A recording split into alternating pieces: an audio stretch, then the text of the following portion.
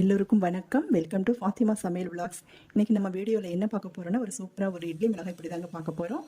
அதுக்கு என்ன தேவை, என்னென்ன அளவுகள் அப்படிங்கிறது நான் ஒன் பை ஒன்னாக சொல்கிறேன். சரிங்களா?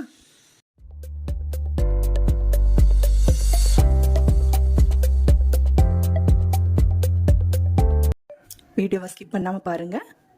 இது பார்த்தீங்கன்னா 50 கிராம் வந்து வரமிளகாய், காஞ்ச மிளகாங்க. இது வந்து பெரிய சைஸில் எனக்கு கிடைக்கல, சின்னது தான் இருந்துச்சு. இதில் வந்து எண்ணிக்கையில் பார்த்தீங்கன்னாக்கா ஒரு 92 மிளகாய் இருந்துச்சு. சரிங்களா? சின்ன சின்ன சைஸு. நீங்கள் காரத்துக்கு தகுந்த மாதிரி நீங்கள் போட்டுக்கலாம். சரிங்களா? நான் சின்ன மிளகாய் எனக்கு இது கிடச்சதுனால எனக்கு இது வந்து 45 மிளகாய் போட்டிருக்கிறேன். சரிங்களா? எண்ணிக்கையில் 45 மிளகாய் 50 கிராம்.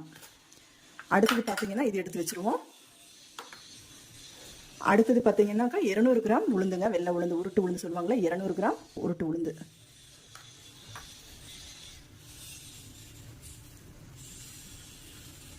அடுத்தது பார்த்தீங்கன்னாக்கா ஒரு 100 கிராம் கடலைப்பருப்பு. சரிங்களா? உளுந்தில் வந்து பாதி அளவு கடலைப்பருப்பு. இதை எடுத்து வச்சுருவோம். அடுத்தது பார்த்தீங்கன்னா ஒரு 50 கிராம் அளவுக்கு துவரம்பருப்பு. சரிங்களா? அந்த கடலைப்பருப்பில் பாதி, உளுந்தில் பாதி கடலைப்பருப்பு, கடலைப்பருப்பில் பாதி துவரம்பருப்பு.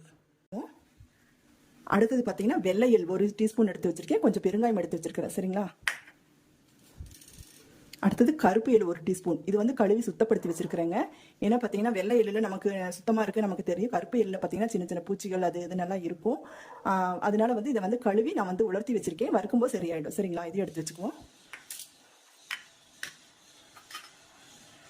அடுத்தது பார்த்தீங்கன்னா கருவேப்பிலை ஒரு கைப்பிடி அளவுக்கு நான் எடுத்து வச்சிருக்கிறேன். சரிங்களா? ஒரு கைப்பிடி அளவுக்கு எடுத்து வச்சிருக்கிறேன். இது உங்களுக்கு ஆப்ஷனல் தான். இதுவும் வந்து போட்டால் போடலாம், போடலன்னா இல்லை. சரிங்களா? பூண்டு, கருவேப்பிலை, அப்புறம் பார்த்தீங்கன்னா 1 டீஸ்பூன் வந்து குருமிளகு. சரிங்களா? இதெல்லாம் ஆப்ஷனல் தாங்க. இதெல்லாம் அம்மா சொன்ன ரகசியம். எனக்கு எங்கள் வீட்டில் அம்மாலாம் இப்படி தான் செய்வாங்க. அந்த முறைப்படி தான் நான் செய்கிறேன். சரிங்களா? அடுத்தது பார்த்தீங்கன்னா ஒரு 2 டீஸ்பூன் அரிசி எடுத்து வச்சுருக்கேன்.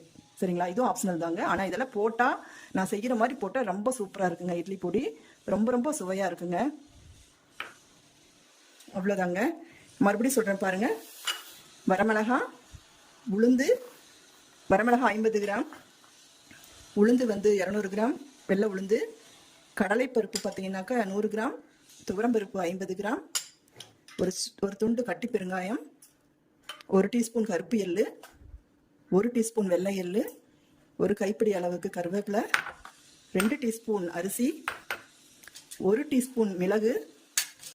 நம்ம இப்போ ஒவ்வொன்றா வறுக்க ஆரம்பிக்கலாங்க. ட்ரை ரோஸ்ட் தான் பண்ண போகிறோம். ஏற்கனவே கடாய் காய வச்சுட்டேன் நான், அதனால போட்டுக்கலாம்.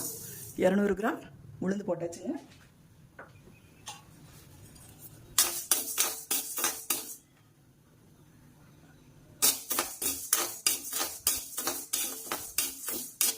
ஒன் பை ஒன்னாக வறுத்துக்கலாம். சரிங்களா? இது பார்த்தீங்கன்னா நம்ம வந்து கருக விடக்கூடாதுங்க. பொன்னிறமாக வறுக்கணும். ஏன்னா கறியிடுச்சுன்னா அப்புறம் அந்த ஸ்மெல்லே மாறி போயிடும், வாசம் வராது. பாருங்க, உளுந்து வந்து பார்த்தீங்கன்னா வறுப்பட்டுருச்சு. இப்படி தாங்க இருக்கணும். இந்த கோல்டன் ப்ரௌன் தாங்க வரணும், கருக விடக்கூடாது. நான் இது ஸ்டவ் ஆஃப் பண்ணிட்டேன். எடுத்து கொட்டிக்கலாம்.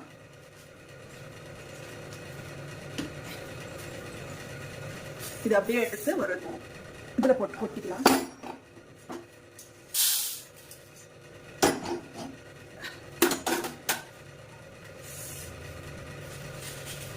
பாருங்க. அடுத்து பார்த்தீங்கன்னா கடலைப்பருப்பு போட்டுக்கணும். அடுத்து கடலைப்பருப்பு. சரிங்களா? 100 கிராம். இதையும் வறுத்துக்கலாம்.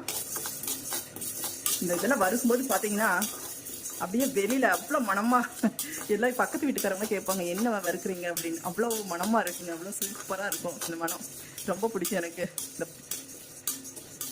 இதையும் வறுத்துட்டு காமிக்கிறேங்க. பாருங்க. அடுத்தது பார்த்தீங்கன்னா கடலைப்பருப்பு வறுப்பட்டுருச்சு. இதுவும் இந்த ஸ்டேஜில் தாங்க இருக்கணும். இதை எடுத்து கொட்டிக்கலாம். துவரம்பருப்பு 50 கிராம். ஒவ்வொன்றா தாங்க வறுக்கணும், எல்லாம் ஒன்றா போடக்கூடாது. நம்ம வறுக்கிறதுல தாங்க அந்த டேஸ்ட்டே இருக்குது. ஏன்னா நம்ம இது பருப்பு தானே, எல்லாம் ஒன்றாவே போடலாமே அப்படின்னு நீங்கள் கேட்கலாம். ஆனால் அப்படி போடக்கூடாதுங்க. இதுக்கு வந்து கொஞ்சம் வேலை ஜாஸ்தி தான். வறுக்கிறது தான் வேலை, வேறு ஒன்றும் பெரிய வேலை இல்லைங்க. வறுத்துட்டா சீக்கிரமாக நம்ம மிக்சியில் பொடி பண்ணிக்கலாம். சரிங்களா? இதையும் வறுத்துட்டு காமிக்கிறேன். அவ்வளோதாங்க. நம்ம துவரம்பருப்பு வறுத்தாச்சுங்க. போதுங்க. இது இந்த அளவுக்கு நல்லா பொன்னிறமாக ஆயிடுச்சு. இதையும் எடுத்துக்குவோம். அடுத்து எள்ளு வறுத்துக்கலாம். கருப்பு எள்ளு.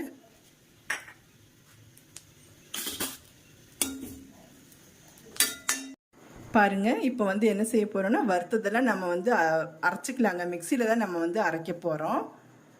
அரைச்சிட்டு காமிக்கிறேங்க. பாருங்க, இட்லி பொடி அரைச்சாச்சுங்க.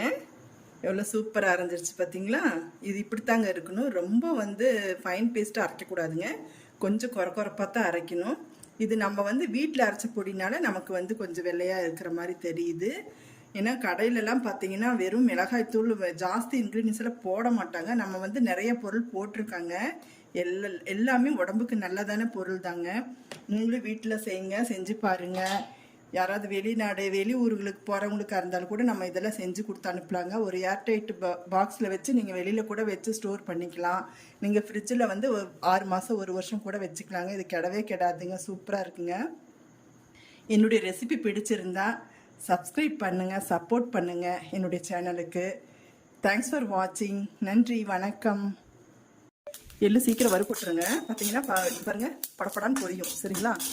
அதுதான் கணக்கு நமக்கு. ஏன்னா கொஞ்சம் நான் வந்து வாஷ் பண்ணி வச்சுருக்கிறதுனால இதாகிடுச்சு. பரவாயில்ல, தண்ணியெல்லாம் ட்ரை ஆகிடுச்சுங்க. ட்ரை ஆகிட்டு தான் பாருங்கள் எப்படி பொரியுது பாருங்கள். எவ்வளோ என்ன அருமையான ஒரு மனம். செம்மையாக இருக்குங்க. அடுத்து வெள்ளை எள்ளு வறுத்துக்கும் போது காமிக்கிறேங்க. பாருங்கள், வெள்ளை எள்ளு வறுத்துக்கலாம்.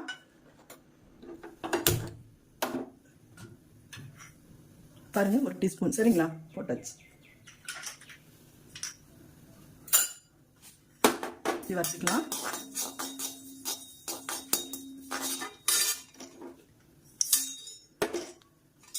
இது கூட இந்த பெருங்காயத்தை போட்டுக்கலாங்க.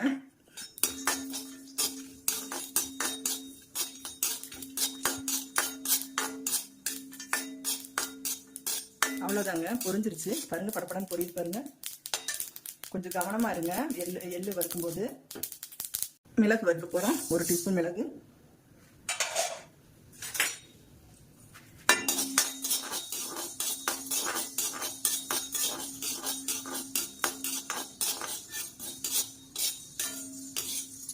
மெயினான ஆளை வறுக்கலையே நினைக்காதீங்க. அது கடைசியில் வறுத்துக்கலாம். அவர் யார்? நம்ம மிளகாய் தாங்க, காஞ்ச மிளகாய். அவர் கடைசியில் வதக்கிக்குவோம். சாரி, வறுத்துக்குவோம். அடுத்து அரிசி சொன்னேன் இல்லைங்களா, 2 டீஸ்பூன் அதையும் போட்டுக்கலாம்.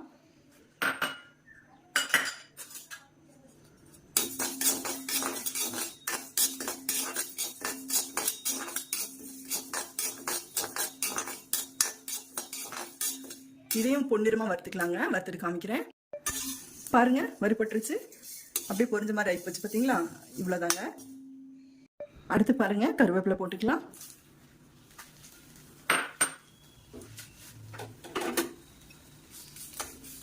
இதையும் நல்லா ட்ரை ரோஸ்ட் பண்ணிக்கலாங்க. வறுத்துட்டு காமிக்கிறேங்க.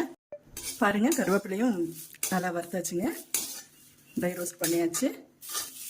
இது இப்படி உடையணுங்க. அடுத்தது நம்ம மிளகாய் வறுக்க போகிறோங்க. அதுக்கு வந்து பார்த்திங்கன்னா ஒரு கொஞ்சமாக நம்ம நல்லெண்ணெய் ஊற்றி வறுக்க போகிறோம். ஏன்னா அந்த காரம் வந்து நமக்கு தெரியாத அளவுக்கு இருக்கும் இல்லைங்களா, நெடி வரும்ல, அதுக்கு வேண்டி இதை போட்டுக்குவோம்.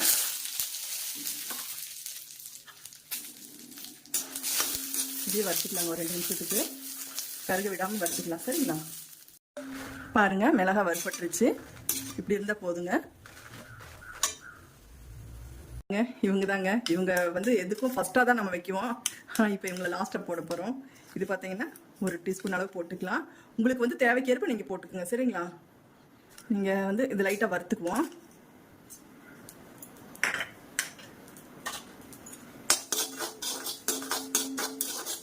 வறுத்து அதோடையே போட்டுக்கலாம். அவ்வளோதாங்க. ஃபைனலாக எல்லா வேலையும் முடிஞ்சிருச்சுங்க. வறுக்கிற வேலை எல்லாமே முடிஞ்சுதுங்க. எடுத்து காமிக்கிறேன் உங்களுக்கு. பாருங்க, எல்லாமே வறுத்தாச்சுங்க. இன்னும் நல்லா இதாகிடுச்சு பாருங்க.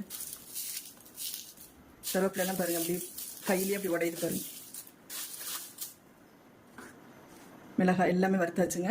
அடுத்தது அரைக்கிற வேலை தான் பாக்கி. அதை நான் மிக்சியில் அரைக்கும் போது உங்களுக்கு காமிக்கிறேங்க. உப்பு இதிலே போட்டாச்சு. பாருங்க, இப்போ வந்து என்ன செய்ய போறோம்னா, வறுத்ததெல்லாம் நம்ம வந்து அரைச்சிக்கலாங்க. மிக்சியில தான் நம்ம வந்து அரைக்க போறோம். அரைச்சிட்டு காமிக்கிறேங்க. பாருங்க இட்லி பொடி அரைச்சாச்சுங்க. எவ்வளோ சூப்பராக அரைஞ்சிருச்சு பார்த்தீங்களா? இது இப்படி தாங்க இருக்கணும். ரொம்ப வந்து ஃபைன் பேஸ்ட்டாக அரைக்கக்கூடாதுங்க. கொஞ்சம் குறப்பாக தான் அரைக்கணும். இது நம்ம வந்து வீட்டில் அரைச்ச பொடினால நமக்கு வந்து கொஞ்சம் வெள்ளையாக இருக்கிற மாதிரி தெரியுது. ஏன்னா கடையிலலாம் பார்த்தீங்கன்னா வெறும் மிளகாய் தூள் ஜாஸ்தி இன்க்ரீடியன்ஸ்லாம் போட மாட்டாங்க. நம்ம வந்து நிறைய பொருள் போட்டிருக்காங்க. எல்லாமே உடம்புக்கு நல்லதான பொருள் தாங்க. நீங்களும் வீட்டில் செய்யுங்க, செஞ்சு பாருங்க. யாராவது வெளியூர்களுக்கு போகிறவங்களுக்கா இருந்தாலும் கூட நம்ம இதெல்லாம் செஞ்சு கொடுத்து அனுப்புறாங்க. ஒரு ஏர்டைட் பாக்ஸில் வச்சு நீங்கள் வெளியில் கூட வச்சு ஸ்டோர் பண்ணிக்கலாம். நீங்கள் ஃப்ரிட்ஜில் வந்து 6 மாதம் 1 வருஷம் கூட வச்சுக்கலாங்க. இது கிடவே கிடாதுங்க, சூப்பராக இருக்குங்க. என்னுடைய ரெசிபி பிடிச்சிருந்தா சப்ஸ்கிரைப் பண்ணுங்கள், சப்போர்ட் பண்ணுங்கள் என்னுடைய சேனலுக்கு. தேங்க்ஸ் ஃபார் வாட்சிங். நன்றி, வணக்கம்.